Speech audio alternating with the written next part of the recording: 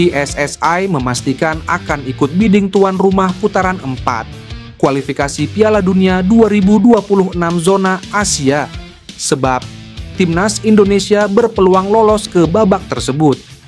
Timnas Indonesia sedang berjuang dalam fase grup C putaran ketiga, kualifikasi Piala Dunia 2026 zona Asia. Sejauh ini mereka berada posisi keempat dengan 9 poin. Exco PSSI Arya Sinulinga mengatakan, AFC meminta para peserta babak keempat untuk mengajukan diri sebagai tuan rumah. Kesempatan itu tentu akan dimanfaatkan oleh federasi. Untuk tim yang berhak melaju ke putaran keempat harus berada di posisi ketiga dan keempat dari 3 grup. Timnas Indonesia punya kans besar jika dapat meraih poin dalam 2 laga sisa yang menentukan. Timnas Indonesia akan melawan Timnas Cina di Stadion Utama Gelora Bung Karno, Jakarta pada 5 Juni 2025.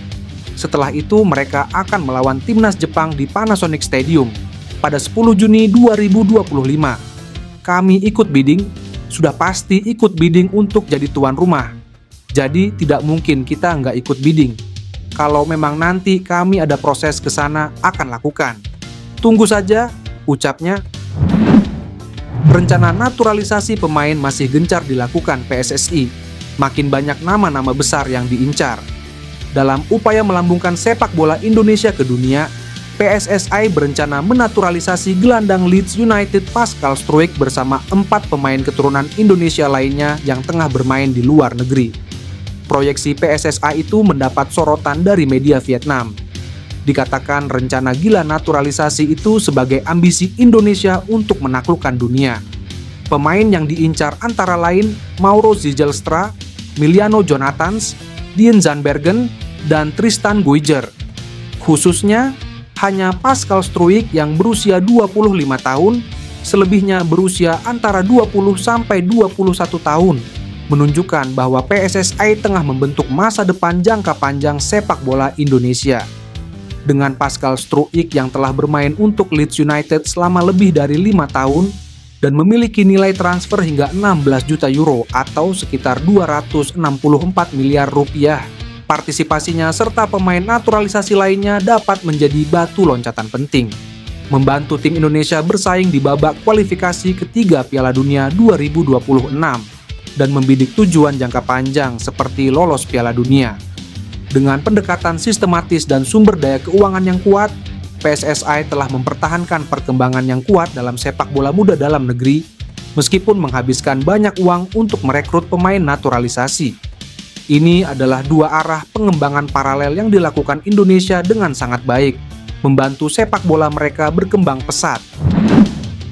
Nama Jairo Riedewald masuk sebagai rencana naturalisasi PSSI bersama Mauro Zijlstra.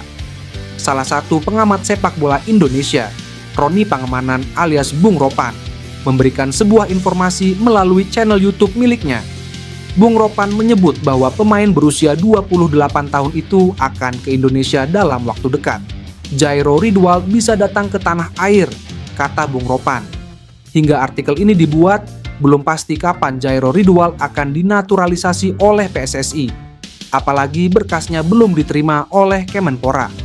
Hal itu dibenarkan oleh Dito Aryo Tejokala ditanya mengenai berkas naturalisasi tersebut. Pernyataan Bung Ropan tersebut dibenarkan oleh salah satu sumber yang menyebut demikian. Hal itu didasari oleh Jairo Riedewald yang menjadi prioritas oleh PSSI untuk dinaturalisasi. Mantan pemain Crystal Palace tersebut diusahakan oleh PSSI agar dinaturalisasi secepatnya sebelum laga Timnas Indonesia melawan China dan Jepang. Timnas Indonesia akan bertanding melawan Cina dan Jepang dalam lanjutan putaran ketiga kualifikasi Piala Dunia 2026 zona Asia. Laga tersebut sangat menentukan langkah Indonesia untuk lolos ke Piala Dunia 2026. Elkan Bagot saat ini berpotensi akan kembali memperkuat Timnas Indonesia setelah lama tidak bermain bersama Timnas Indonesia. Banyak sekali polemik yang telah dihadapi oleh Elkan Bagot yang tidak banyak diketahui oleh publik, bahkan dirinya sendiri enggan untuk membicarakan keputusannya saat dipanggil untuk membela Timnas Indonesia. Akan tetapi di balik diamnya Elkan Bagot ternyata telah menyimpan berbagai macam kenangan indah tentang Indonesia. Bahkan baru-baru ini dia telah membeberkan rasa bangganya pada saat membela timnas Indonesia di Piala Asia. Dalam hal ini telah diungkapkan melalui wawancara terbarunya bersama Sherbert Lemon. Elkan Bagot mengatakan pertandingan yang paling mengesan pada saat melawan Irak. Kami bermain melawan Irak dan ya itu pertandingan yang membuat saya sangat tertekan karena betapa pentingnya dan berartinya pertandingan itu bagi saya dan semua orang Indonesia, kata Elkan Bagot. Untuk saat ini Elkan Bagot tengah berada di puncak popularitasnya di klub, bahkan baru-baru ini dirinya mendapatkan sebuah penghargaan bergengsi pemain populer. Lebih lanjut, dirinya telah dikabarkan akan kembali ke Indonesia dalam waktu yang dekat. Dan dirinya tidak lagi bisa menghindari panggilan PSSI apalagi berpindah negara karena terbentur dengan aturan AFC. Akan tetapi dia belum memberitahukan dengan jelas kapan dirinya akan kembali ke Indonesia. Namun para netizen memprediksi setelah kontrak habis bersama klubnya.